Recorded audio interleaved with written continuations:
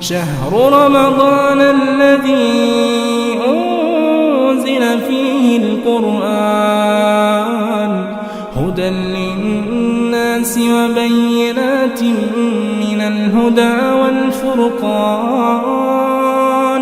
فمن شهد منكم الشهر فليصمه ومن كان مريضا أو على سفر فعدة من أيام أخر.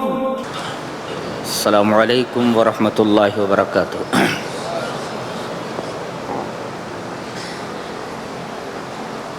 بسم اللہ الرحمن الرحیم. قرآن حکیم کے 10ویں پارے کی تفسیر کا خلاصہ پیش کیا جا رہا ہے.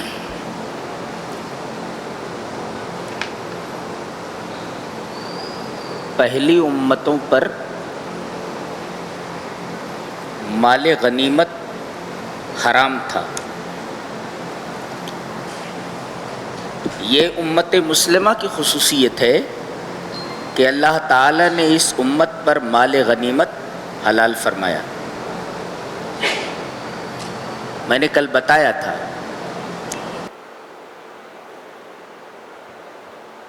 کہ جنگ میں جو مال حاصل ہوتا ہے اسے مال غنیمت کہتے ہیں. مال غنیمت کے مصارف کیا ہیں بتائے جا رہے ہیں.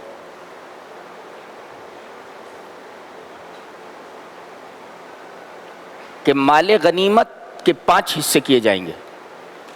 4 حصہ فوجیوں کو دیا جائے گا. پیدل ہے تو 1 حصہ, سوار ہے تو گھوڑے کا بھی حصہ لگے گا, سواری کا بھی حصہ, اسے 2 حصے دیے جائیں. تو 5 حصے مال غنیمت کے کیے جائیں گے, جن میں سے 4 حصے فوجیوں پر تقسیم کیے جائیں گے, اور 1 حصہ بتایا جا رہا ہے کس لیے. وَاعْلَمُوا أَنَّمَا غَنِمْتُم مِّن شَيْءٍ فَأَنَّ لِلَّهِ خُمُسَهُ. خمس منے 1/5, 5واں حصہ. فَإِنَّ لِلَّهِ خُمُسَهُ وَلِلرَّسُولِ. یہ 5واں حصہ اللہ اور اس کے رسول کا ہے. اب یہ جو 5واں حصہ اللہ اور اس کے رسول کا ہے, اس کے بھی 5 مصارف ہیں. یہ 5واں حصہ جو اللہ اور اس کے رسول کا ہے یہ 5 لوگوں پر تقسیم ہوگا. کون کون ہے وہ؟ آپ کے رشتہ دار نبی کے, ولی ذی القربہ 1, والیتامى 2, والمساکین 3, اور وابن السبیل 4, اور خود رسول اللہ صلی اللہ علیہ وسلم.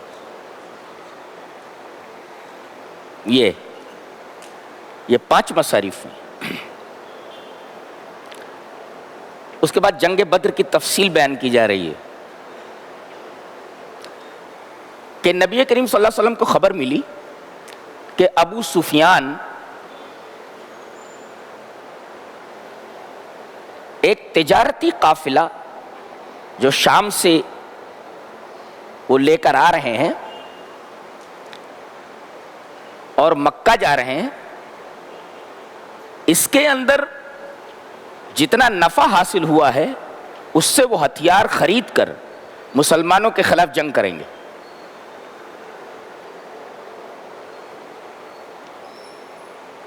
کہا گیا کہ ان کو یہیں پکڑ لو تاکہ یہ پیسے وہاں تک پہنچے ہی نہ, کہ ان پیسوں سے ہتھیار خریدے جائیں, پھر ہتھیار لے کر کے مسلمانوں کے خلاف نہ بردازمہ ہوں.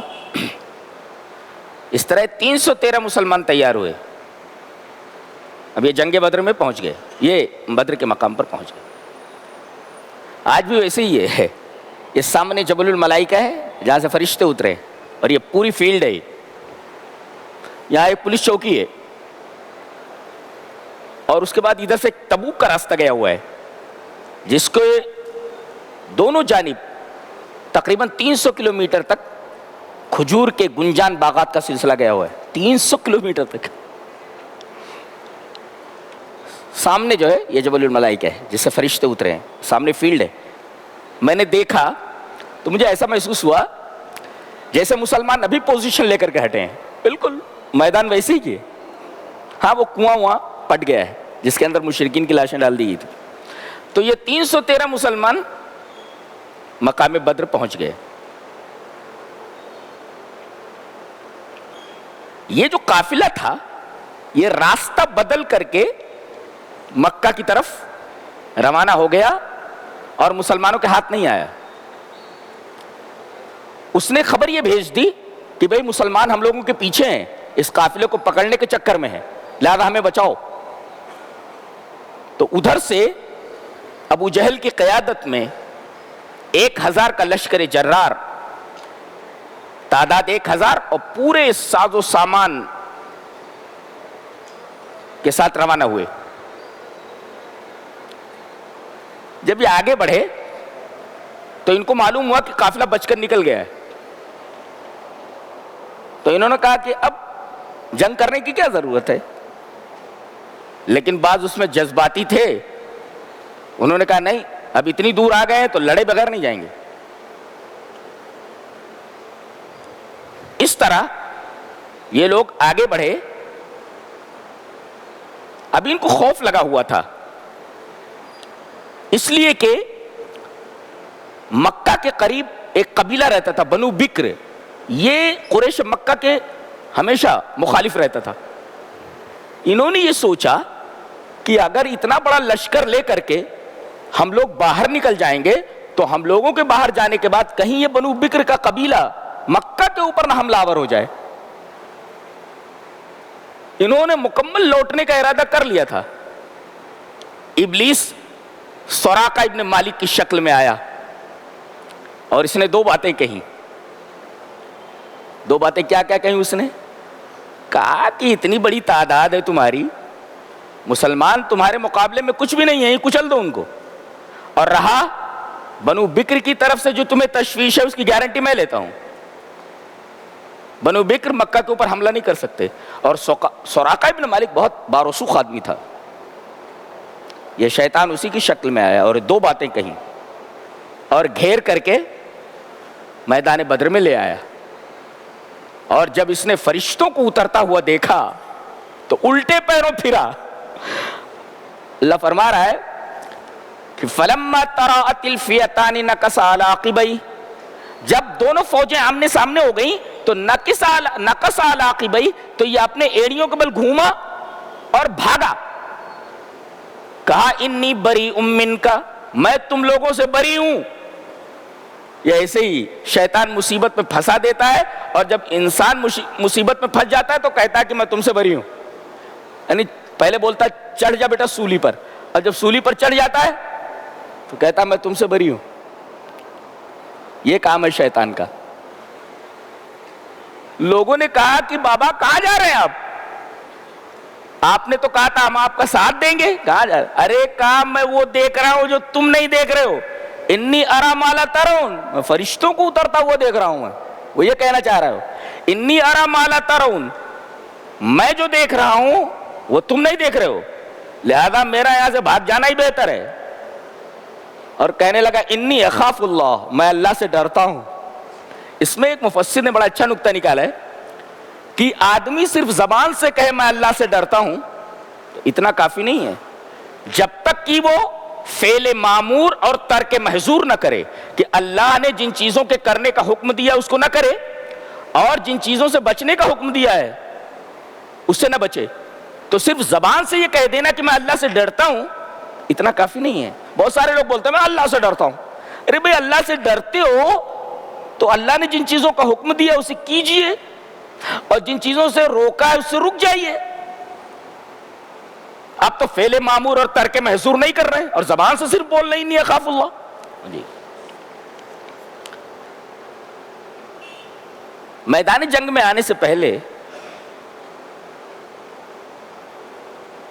اللہ تبارک و تعالی نے مسلمانوں پر 2 نعمتیں فرمائیں, 2 نعمتیں عطا کی. ایک تو نبی کو خواب میں دکھایا کہ کفار مکہ کا جو لشکر ہے وہ بہت کم ہے. اب یہ خواب جب آپ نے مسلمانوں کو سنایا تو مسلمانوں کی ہمت بڑھ گئی, ارے کم ہے دیکھ لیں گے ان کو. تو ایک تو آپ کو خواب میں دکھائے گا, وہ خواب آپ نے بیان کیا کہ میں نے خواب میں ایسا دیکھا ہے. اور اور دوسری اللہ کی نعمت یہ ہوئی کہ جب یہ آمنے سامنے ہوئے تو مسلمانوں کی نگاہوں میں کفار بہت کم نظر آئے، تو یقیناً اور زیادہ ان کی ہمت بڑھ گئی کہ نبی کا خواب بالکل سچ ہے۔ اچھا، کفار کی نگاہ میں بھی یہ کم نظر آئے، کفار کی نگاہوں میں بھی یہ کم نظر آئے، اس وجہ سے اللہ نے ان کی نگاہوں میں مسلمانوں کو کم کر کے دکھایا کہ اگر زیادہ دکھائی دیے تو کہیں میدان چھوڑ کر کے بھاگ نہ جائیں، باقاعدہ ان کو لڑنا ہی ہے آج۔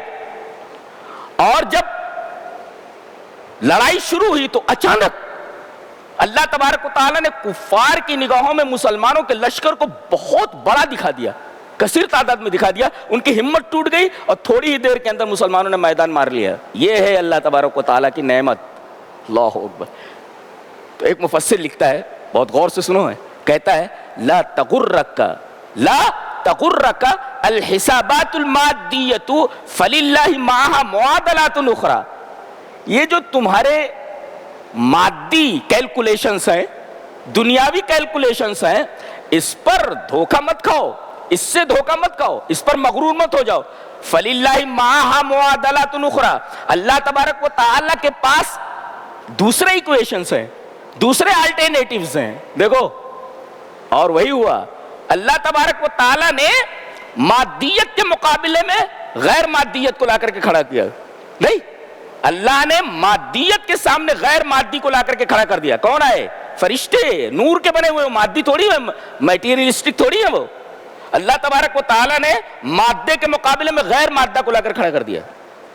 تو فللہ معها معادلات اخرى، تو دنیا کے جو کیلکولیشنز ہیں ان کیلکولیشنز سے دھوکہ مت کھاؤ، اللہ تبارک و تعالیٰ کے پاس دوسرے ایکویشنز بھی ہیں۔ فللہ معها معادلات اخرى، معادلہ مینس ایکویشنز، الٹرنیٹیوز۔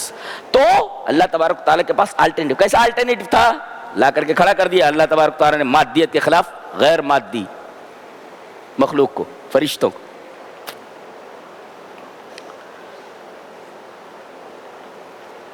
اور ایک قلیل تعداد کو ایک کثیر تعداد کے اوپر فتح حاصل ہوئی۔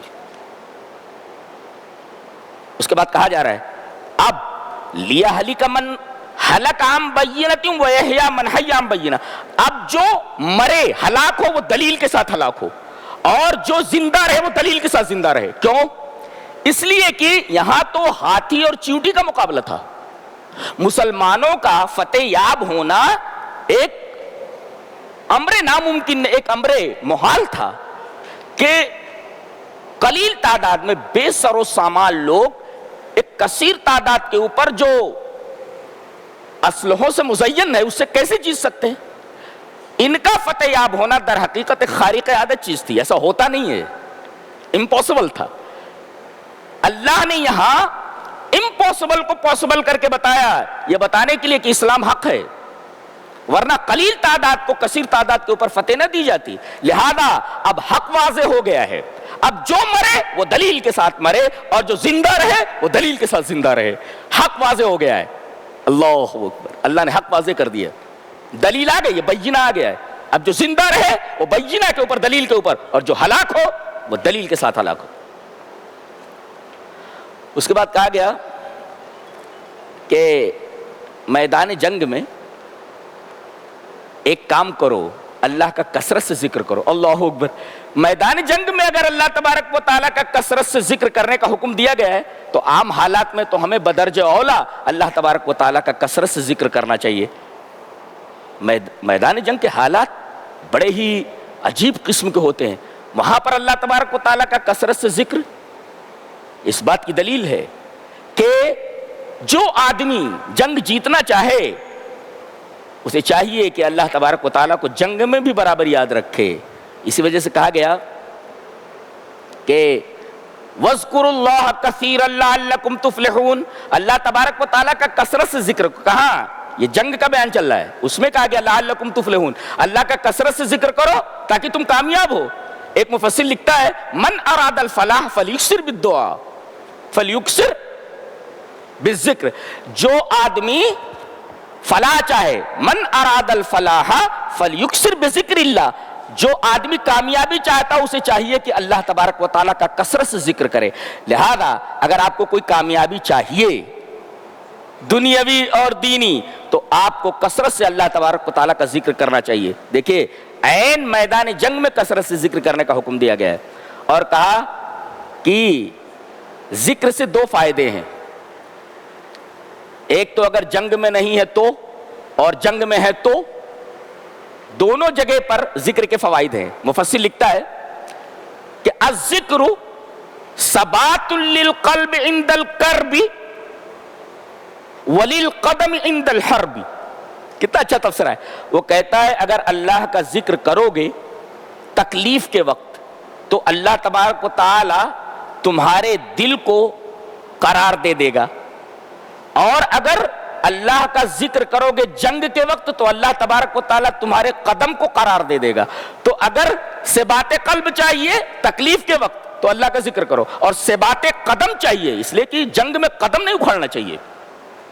آدمی کا قدم اکھڑ گیا تو سامنے والا میدان مار لے گا. تو قدم جمانے کے لیے، دل جمانے کے لیے مصیبت کے وقت ذکر اللہ، اور قدم جمانے کے لیے میدان جنگ میں ذکر اللہ. تو اگر دل جمانا ہے تو اللہ کا کثرت سے ذکر، اور میدان جنگ میں قدم کو جمانا ہے تو اللہ کا ذکر. تو دونوں جگہ فائدے ہیں، تکلیف کے وقت بھی اور میدان جنگ میں بھی، کرب میں بھی اور حرب میں بھی. کرب کہتے تکلیف اور حرب کہتے ہیں جنگ. تو دونوں جگہ اللہ تبارک و تعالیٰ کا ذکر کرو، دونوں جگہ کامیاب ہو جاؤ گے. اور کہا کہ ایک چیز سے بچو، وَلَا تَنَازَعُوا فَتَفْشَلُوا. اگر جھگڑا کرو گے آپس میں، اختلاف کرو گے تو ہار لازمی ہے، تمہاری ہوا اکھڑ جائے گی. ایک مفسر لکھتا ہے، بہت اچھا تفسیرہ لکھتا ہے، ما حل النزاع فی امر الا افشلہ اللہ. کسی معاملے میں بھی اگر جھگڑا ہوا تو سمجھو اس معاملے میں ناکامی لازم ہے. لہذا کسی معاملے میں جھگڑا نہیں کرنا چاہیے. اگر جھگڑا ہو گیا تو ناکامی رکھی ہے، اس لیے کہ اللہ نے فرمایا وَلَا تَنَازَعُوا فَتَفْشَلُوا. اگر جھگڑا کرو گے، اختلاف کرو گے تو فَتَفْشَلُوا، تو ناکامی لازم ہے. وَتَذْهَبَ رِيحُكُمْ، تمہاری ہوا اکھڑ جائے گی.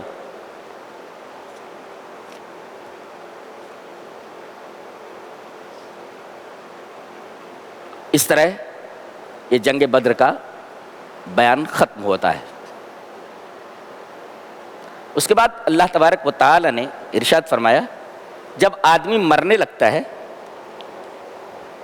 اور اس نے حق کو قبول نہیں کیا ہے، کافر ہے وہ، تو فرشتے اس کے منہ پر مارتے ہیں اور اس کی پیٹھ پر مارتے ہیں. فرشتوں کی مار کیسی ہوتی ہے آدمی بتا بھی نہیں سکتا، اس لیے کہ مرنے سے پہلے اس کی زبان پر مہر لگا دی جاتی ہے. کچھ بول نہیں سکتا، وہ ایسے سے خالی کرتا ہے، وہ بول نہیں سکتا. زندگی بھر بہت بولا ہو، بہت دوڑا ہو، خالی ایسے سے کرتا ہے پاگلوں کی طرح. کوئی بتا نہیں سکتا میرے اوپر کیا گزر رہی ہے، اور سب کا یہی حال ہونے والا ہے. اس کی تفصیل ہم انشاءاللہ سورہ واقعہ میں کریں گے کہ اللہ تبارک و تعالیٰ نے مرنے والے کے کیا نقشہ کھینچا ہے. ہول سے دل بیٹھ جائے گا، ایسا نقشہ وہاں کھینچا گیا. ابھی تو بہت بول رہا ہے، اس کے بعد خالی ایسے ایسے کرتا ہے، زبان نہیں چلتی. تو ایسے ایسے کرنے سے پہلے سدھر جاؤ، نہیں تو ایسے ایسے کرتے رہو گے خالی. تو یضربون وجوہہم وادبارہم، پیٹھوں کے اوپر مارتے ہیں اور چہروں کے اوپر مارتے ہیں. ایک مفسر نے اس کا مطلب یہ بیان کیا ہے کہ پیٹھ اور چہرے پر مارنے کا مطلب یہ ہے کہ سامنے دیکھتا ہے تو ناکامی اور نامرادی، اسے معلوم ہو جاتا ہے میرے ساتھ اب کیا ہونے والا ہے، اور پیچھے دیکھتا ہے تو دنیا چھوڑنے کا صدمہ ہے، دنیا چھوٹ گئی. جس کے پیچھے زندگی بھر یہ کتے کی طرح دوڑتا رہا، دنیا چھوٹ رہی ہے، اور سوائے چند گز کفن کے کچھ لے کر جانے والا نہیں ہے. اس کو معلوم ہو رہا ہے. کتنے لوگ ہیں جو حرام کمائی میں لگے ہوئے ہیں، بائی ہک اور بائی کروک، کیسے بھی مال آئے آنے دو. کیا جانے والا ان کے ساتھ؟ کچھ جانے والا نہیں. تو چہرے پر مارنے کا مطلب اور پیٹھ پر مارنے کا مطلب کیا ہے؟ چہرہ آگے ہوتا ہے، پیٹھ پیچھے ہوتی ہے. تو چہرے کا مطلب ہے کہ آگے دیکھتا ہے تو نامرادی اور ناکامی، عذاب منتظر ہے، اس کا انجام دکھائی دے رہا ہے. اور جب پیچھے دیکھ رہا ہے تو جس دنیا کو بنانے کے اندر اس نے حلال و حرام کی کوئی تمیز نہیں کی، وہ دنیا چھوٹ رہی ہے. تو دنیا چھوڑنے کا صدمہ تو پیٹھ پر مار کی طرح ہے، اور سامنے جو اس کا انجام بد دکھائی دے رہا ہے یہ چہرے پر مار کی طرح ہے. یضربون وجوہہم وادبارہم، اور حقیقت میں مارتے بھی ہوں گے.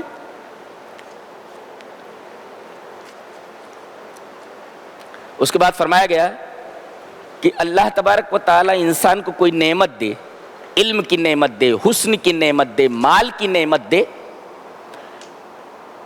اثر و رسوخ کی نعمت دے، اقتدار کی نعمت دے، بادشاہت عطا کرے، یہ سب ساری نعمتیں ہیں.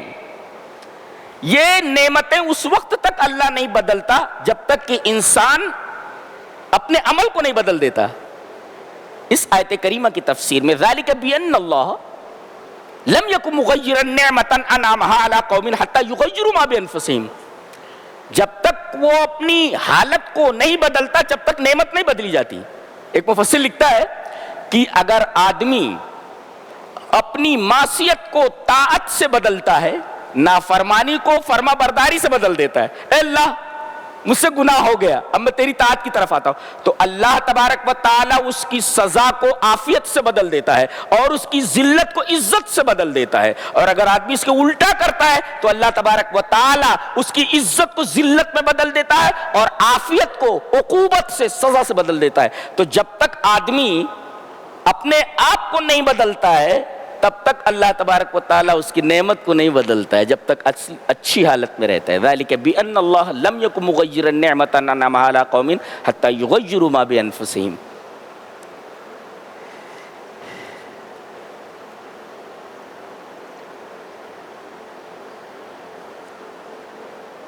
ہم لوگ ایک محاورہ بولتے ہیں، اینٹ کا جواب پتھر سے.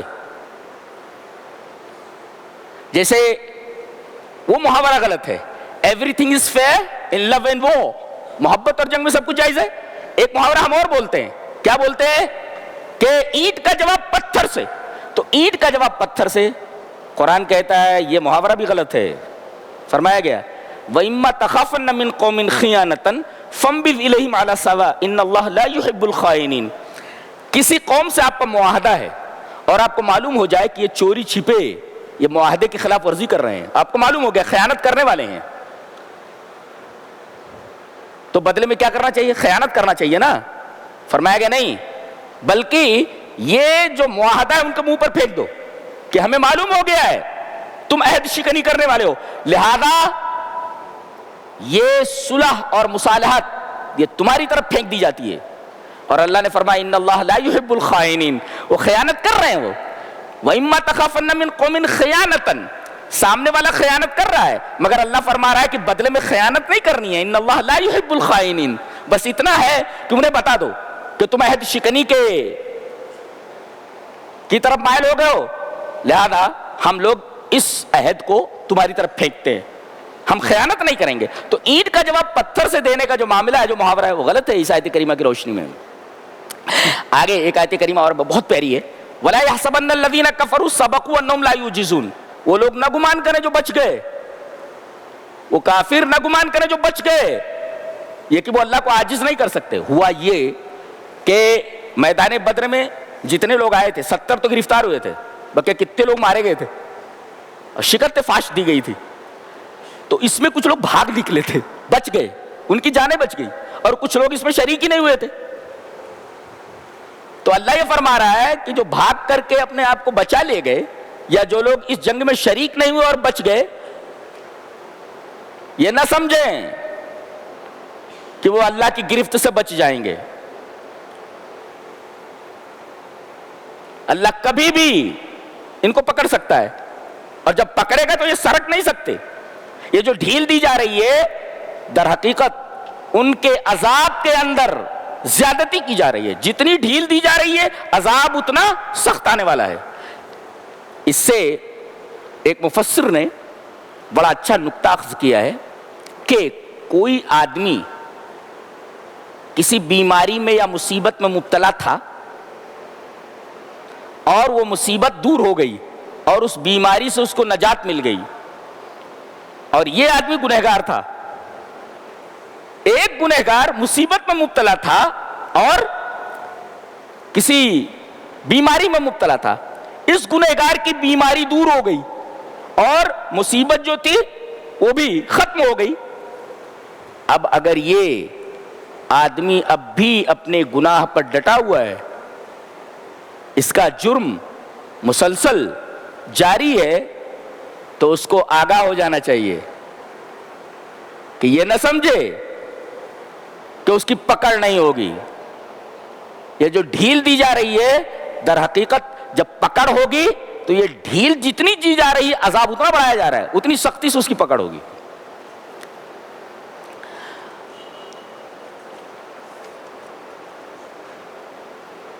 اس کے بعد یہ فرمایا گیا کہ وَأَعِدُّوا لَهُم مَّا اسْتَطَعْتُم مِّن قُوَّةٍ, تمہارے اندر بھی قوت جمع کرنے کی صلاحیت ہونی چاہیے, طاقت جمع کرو. تم سامنے والا قوت جمع کر رہا ہے اور آپ خالی آتے ہیں, تو قوت جمع کرنے کا مطلب کیا ہے؟ اللہ نے فرمایا جتنی قوت ان کے پاس ہے اتنی قوت جمع کرنے کی ضرورت نہیں ہے, جتنی تم قوت جمع کر سکتے ہو اتنی کرو.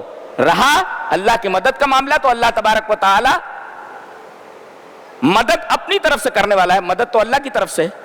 تو یہ نہیں کہ جتنا ان کے پاس ساز و سامان ہے, جتنی قوت ان کے پاس ہے اتنی قوت آپ بھی جمع کریں, بلکہ مستطعتم, جتنی قوت جمع کر سکتے ہو اتنی قوت تم جمع کرو. بقیہ نصر من عند اللہ, مدد اللہ کی طرف سے.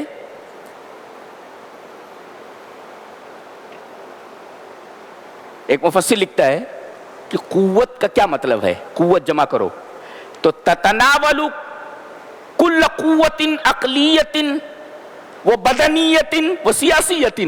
وہ کہتا ہے کہ قوت جمع کرنے کا کیا مطلب ہے؟ عقل کے اندر قوت ہونی چاہیے, یعنی پڑھائی بہت اچھی کرو تم, تمہاری تعلیم بہت اچھی ہونی چاہیے, اور بدنیت, تمہارے بدن کے اندر قوت ہونی چاہیے, وہ سیاسیت, سیاسی پاور بھی تمہارے پاس ہونا چاہیے. گویا کہ عقلی قوت, تعلیمی صلاحیت, تعلیمی قوت, بدنی قوت اور سیاسی قوت, یہ تینوں چیزیں قوت کے اندر شامل ہیں. وَأَعِدُّوا لَهُم مَّا اسْتَطَعْتُم مِّن قُوَّةٍ, جتنا ہو سکے بدنی قوت, عقلی قوت, علمی قوت اور سیاسی قوت جمع کرو.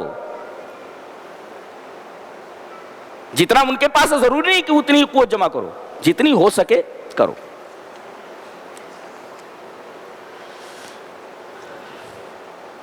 اس کے بعد کہا جا رہا ہے کہ اگر پکا مومن بننا ہے تو دو چیز کرنا ہوگا, یا تو انصار بن جاؤ یا مہاجر بن جاؤ. اللہ نے فرمایا والذین آمنوا وہاجروا وجاہدوا فی سبیل اللہ والذین آووا ونصروا اولئک هم المؤمنون حقا. پکے مومن کون؟ اولئک هم المؤمنون حقا. کون یہ پکے اور حقیقی مسلمان؟ کون؟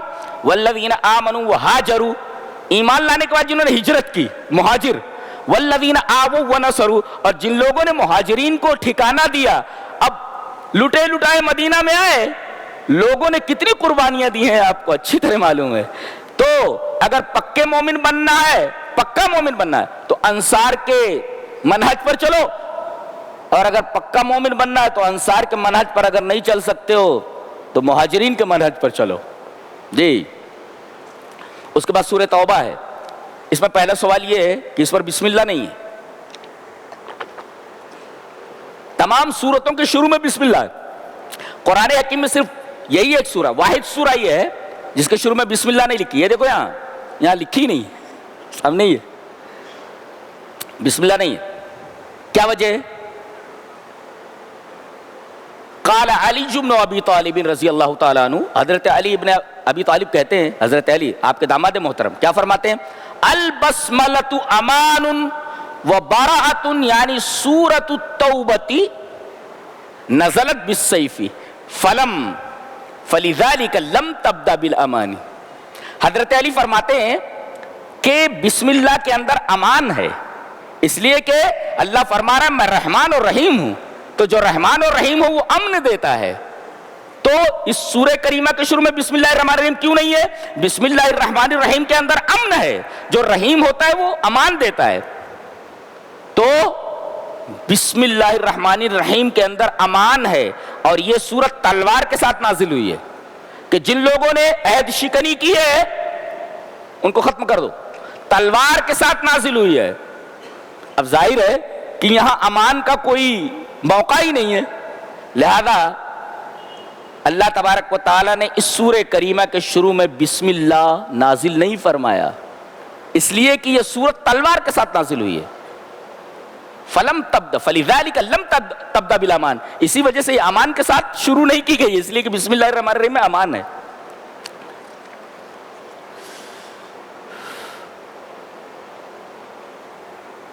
اس سے کوئی یہ نہ سمجھ جائے جیسے کہ آج کل لوگوں کے ذہن کو خراب کیا جا رہا ہے کہ قرآن حکیم میں یہ کہا جا رہا ہے کہ جہاں بھی کافروں کو پاؤ، مشرکین کو پاؤ، قتل کرو.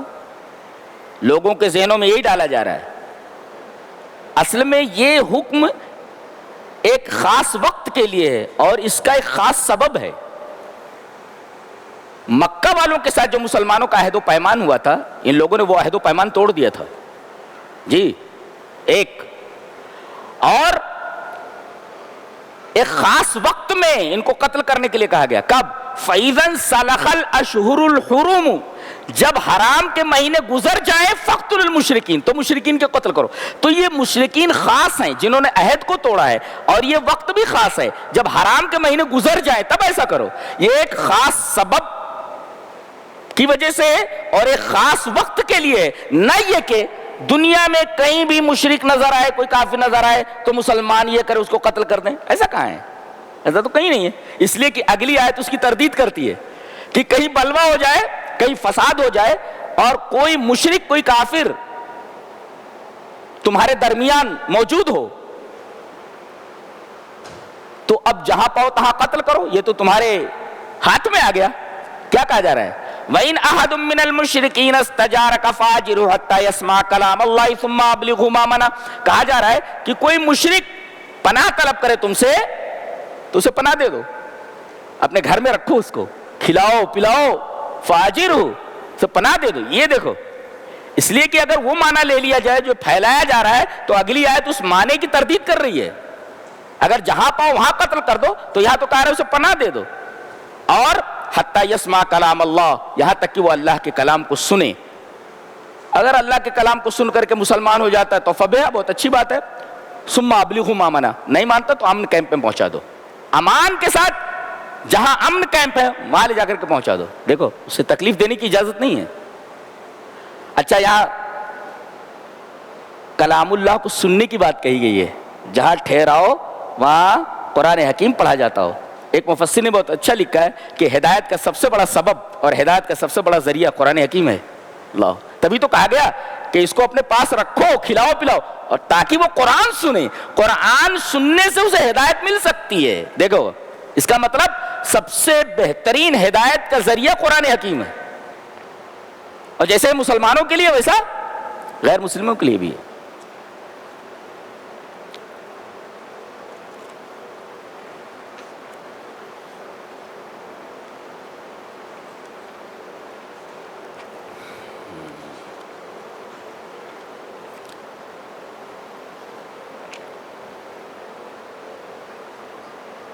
اس کے بعد یہ فرمایا جا رہا ہے کہ 8 چیزیں ایسی ہیں جن سے انسان فطری طور پر محبت کرتا ہے، اور یہ 8 چیزیں جائز ہیں، استعمال کر سکتا ہے. کیا کیا چیزیں ہیں؟ قُلْ إِنْ كَانَ آبَاؤُكُمْ وَأَبْنَاؤُكُمْ وَإِخْوَانُكُمْ وَأَزْوَاجُكُمْ وَعَشِيرَتُكُمْ وَأَمْوَالٌ اقْتَرَفْتُمُوهَا وَتِجَارَةٌ تَخْشَوْنَ كَسَادَهَا وَمَسَاكِنُ تَرْضَوْنَهَا أَحَبَّ إِلَيْكُم مِّنَ اللَّهِ وَرَسُولِهِ وَجِهَادٍ فِي سَبِيلِهِ فَتَرَبَّصُوا حَتَّى يَأْتِيَ اللَّهُ بِأَمْرِهِ. کتنی چیزیں بیان کی گئی ہیں؟ 8 چیزیں ہیں اس آیت کریمہ میں.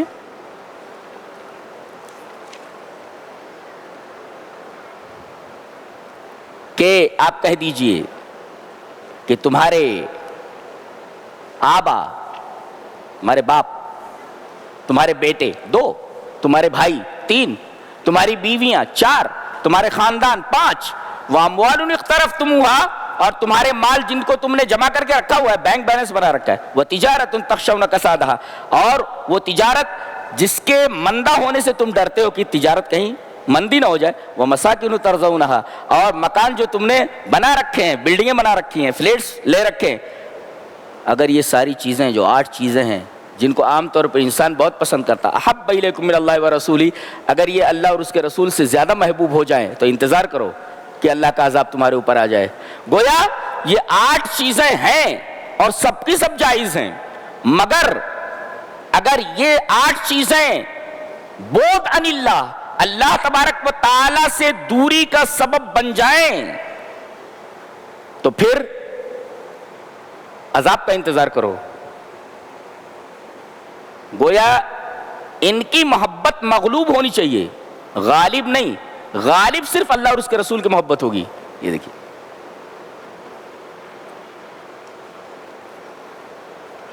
اور آج وہی معاملہ ہے. ہم نے ان تمام چیزوں کی محبت کو غالب کر رکھا ہے اور اللہ اور اس کے رسول کی محبت کو مغلوب کر رکھا ہے، اور نتیجہ یہ ہے کہ پوری دنیا ہمیں نگلنے کے لیے تیار ہے. اس کے بعد کہا گیا یہ مال جس کو آدمی سائنس سائد کر کے رکھتا ہے، والذین یکنزون الذهب والفضة ولا ينفقونها فی سبیل اللہ. مال جمع کرنا یہ فی نفسہ ہی کوئی خراب چیز نہیں ہے. مال جمع کر کے اللہ کے راستے میں خرچ نہ کرنا، زکوٰۃ ادا نہ کرنا، صدقہ نہ ادا کرنا، یہ غلط چیز ہے. ولا ينفقون فی سبیل اللہ. اگر لوگ ایسا کرتے ہیں فبشرهم بعذاب الیم، انہیں عذاب علیم کی خبر دے دو، دردناک عذاب کی. کیا؟ یہ سونا اور چاندی، یہ روپیہ اور پیسہ، ان کو جہنم کی آگ میں گرم کیا جائے گا اور ان کے پہلو، ان کی پیٹھ، ان کی پیشانیاں اسی سے داغی جائیں گی اور کہا جائے گا یہ وہ خزانہ ہے جو تم نے جمع کیا تھا. یہ تو فی نفسہ ہی مال کا جمع کرنا یہ غلط نہیں ہے. مال جمع کر سکتے ہیں، لیکن مال جمع کر کے حقوق اللہ اور حقوق العباد کا خیال نہ کرنا یہ انتہائی خراب چیز ہے. یہ باعث عذاب ہے.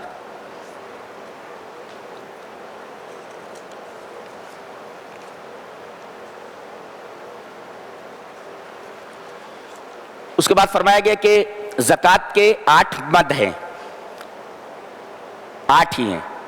فرمایا گیا فقراء، مساکین، زکوٰۃ پر کام کرنے والے، نئے جو نو مسلم ہیں، وہ کوئی قیدی ہے اور قرض دار ہے اور اللہ کے راستے میں دینا ہے جہاد میں، وابن السبیل اور مسافر. ان 8 چیزوں کے علاوہ کہیں آپ زکوٰۃ کا مال نہیں خرچ کر سکتے. اور ان کو مال دیجئے، اپنی طرف سے آپ کوئی مخصوص چیز اسے نہیں دے سکتے، بلکہ مال دیجئے، اس مال سے وہ جو چاہے خریدے. ایک مسئلہ آیا تھا کہ کچھ لوگ کئی لاکھ روپے جمع کر کے بہت سارے لوگوں کو گیہوں، چاول وغیرہ دینا چاہتے ہیں زکوٰۃ کے پیسے سے. میں نے کہا درست نہیں ہے یہ، اس لیے کہ آپ نے اپنی طرف سے ایک چیز متعین کر دی ہے. یہ متعین چیز آپ دے رہے ہیں، اسے مال دیجئے تاکہ اس مال سے جو چاہے خریدے. آپ اپنی مرضی سے کوئی چیز نہیں دے سکتے اس کو. ایک چیز یہ. ایک سوال اور آیا تھا کہ کیا زکوٰۃ کے مال سے قبرستان کی دیوار بنائی جا سکتی ہے؟ نہیں، اس لیے کہ 8 مد میں سے ہے یہ نہیں. وہ یہ 8 مد بیان کیے گئے، وہ 8 مد دیکھ لیجئے آپ. فقراء جن کے پاس کچھ نہ ہو، الفقیر الذی لا مال لہ جس کے پاس کوئی مال نہ ہو، اور مسکین کہ مال تو ہو مگر اور کمائی کا ذریعہ بھی ہو مگر اتنی کمائی نہ ہو جس سے اس کے اور اس کے بچوں کا پیٹ بھر سکے اور باقاعدہ طور پر کفالت ہو سکے، تو مسکین ہے. 2 فقراء، فقیر مسکین. والعاملین، زکوٰۃ پر جو لوگ کام کرنے والے ہیں وہ. تیسرے نو مسلم، مؤلفۃ قلوبہم. چوتھے گردن پھنسی ہوئی کسی کی، جیل میں ہے، قید میں ہے. والغارمین، قرض دار ہے تو قرض دار کو بھی زکوٰۃ کے پیسے سے دے دو. وہ فی سبیل اللہ، جہاد کے سلسلے میں آپ دیجیے. وہ ابن السبیل، کوئی مسافر آ گیا تو. یہ 8 جو مصارف ہے، ان 8 کے علاوہ کوئی بھی مصرف درست نہیں ہے. بہت سارے غلط مصارف میں ہم زکوٰۃ کا مال دے رہے ہیں، یہ صحیح نہیں ہے.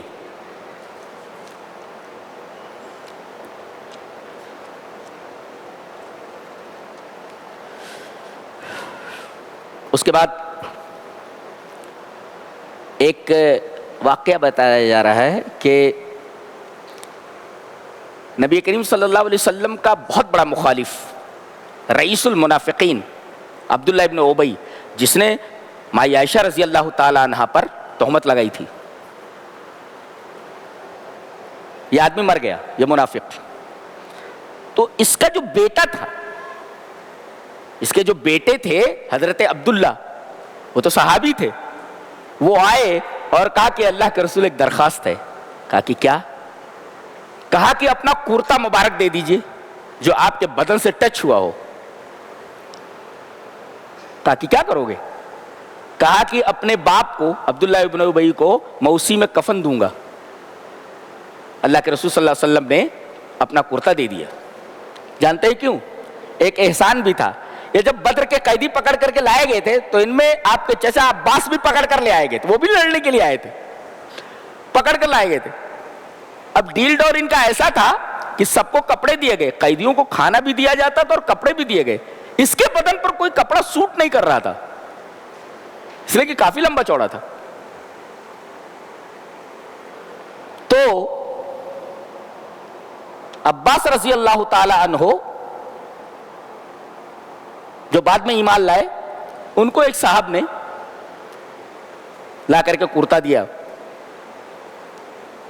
اور کرتا دینے والا یہی تھا منافق عبداللہ ابن ابی, نام کے لیے دیا ہوگا, اور یہ بھی کافی ڈیل ڈول والا تھا.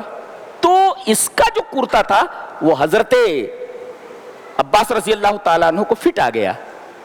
یہ بات نبی کو یاد تھی, تو احسان چکا دیا آپ نے, کہا کہ لے جاؤ. نہلانے کے بعد اسے کرتے میں کفن دیا گیا. اس کے بعد پھر آئے, کہا کہ اللہ کے رسول ایک اور درخواست ہے. کہا کہ بولو. کہا کہ چلیے نماز جنازہ پڑھا دیجیے. گئے اور نماز جنازہ پڑھانے کے لیے جیسے آگے ہوئے, حضرت عمر نے آپ کا دامن پکڑ کر کے کھینچا. اللہ کے رسول کیا کر رہے ہیں؟ یہ منافق ہے, منافق کے لیے آپ استغفار کیسے کر سکتے ہو؟ تو جہنمی ہے وہ. لیکن نبی کریم صلی اللہ علیہ وسلم نے نماز پڑھا دی.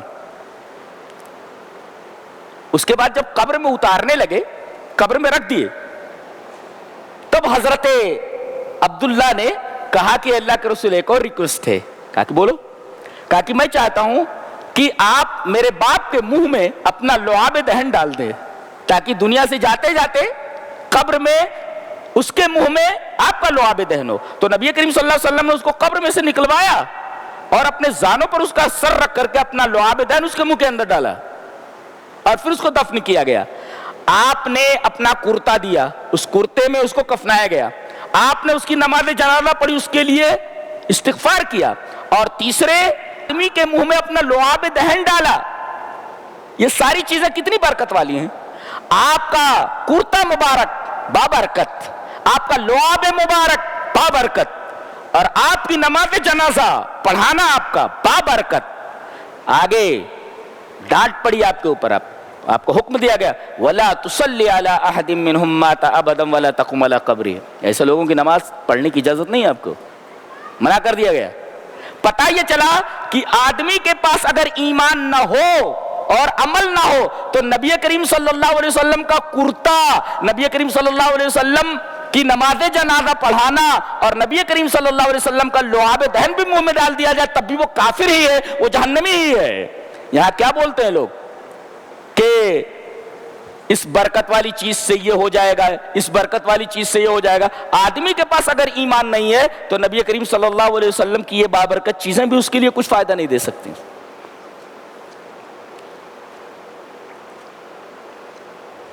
اس کے بعد ایک اور واقعہ بیان کیا جا رہا ہے کہ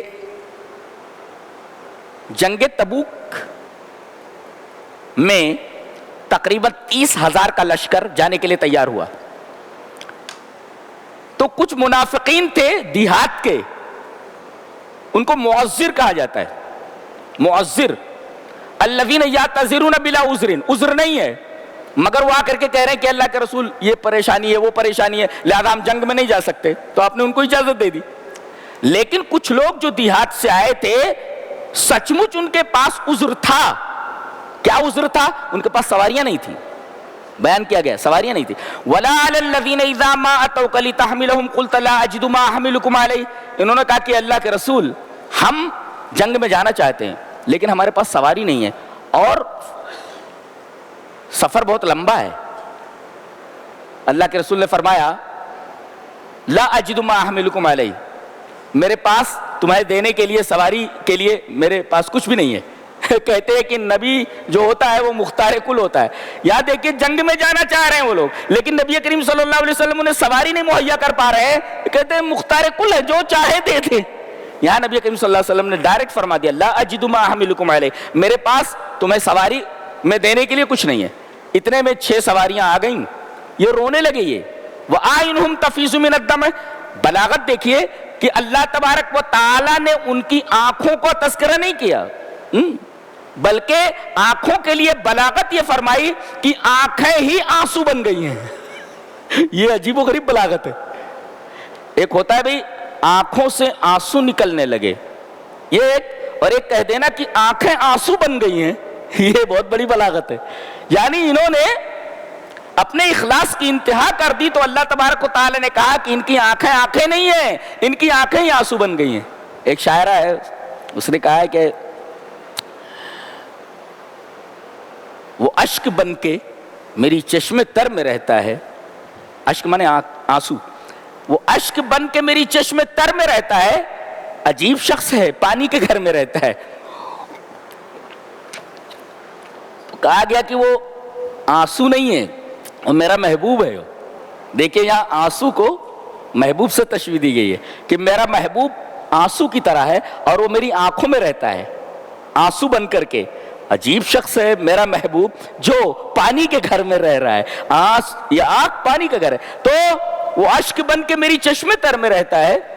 عجیب شخص ہے پانی کے گھر میں رہتا ہے، تو محبوب کو اشک قرار دیا گیا. یہاں اللہ تبارک و تعالی نے اخلاص پیش کرنے والے آراب کے بارے میں فرمایا ان کی آنکھیں آنکھیں نہیں بلکہ آنکھیں ان کی آنسو ہیں.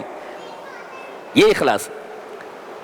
اتنے میں 6 سواریاں آ گئیں، کچھ لوگوں کو دے دی گئیں، اور حضرت عثمان غنی آئے آپ کے داماد محترم، اس سے پہلے بہت کچھ دے چکے تھے. کہا کہ اللہ کے رسول کیا پریشانی ہے؟ کہا کہ کچھ سواریوں کا اللہ کے رسول 3 اونٹنیاں اور دیتا ہوں میں. اللہ اکبر.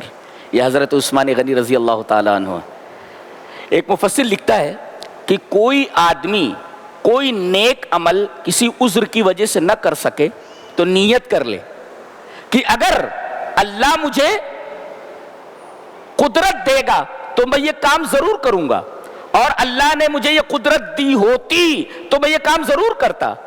تو اپنی اس نیت کی برکت سے وہ محروم نہیں ہوگا. کتنے لوگ ہیں جو کسی عذر کی وجہ سے روزہ نہیں رہ پا رہے ہیں، تکلیف ہے انہیں، اور حقیقی تکلیف ہے، تو کسی عذر کی وجہ سے وہ نیک کام نہیں کر پا رہے ہیں، لیکن نیت یہ ہے کہ اللہ تبارک و تعالیٰ نے اگر اس بیماری میں مجھے مبتلا نہ کیا ہوتا تو میں روزہ ضرور رکھتا، یا قدرت دے گا تو میں ضرور رکھوں گا، تو یہ نیک کام ضرور کروں گا.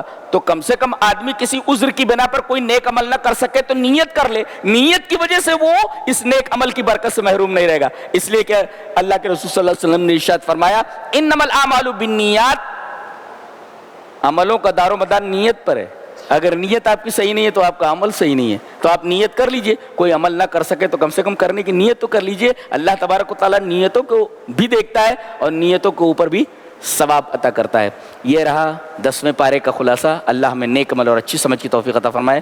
وآخر دعوانا الحمدللہ رب العالمین.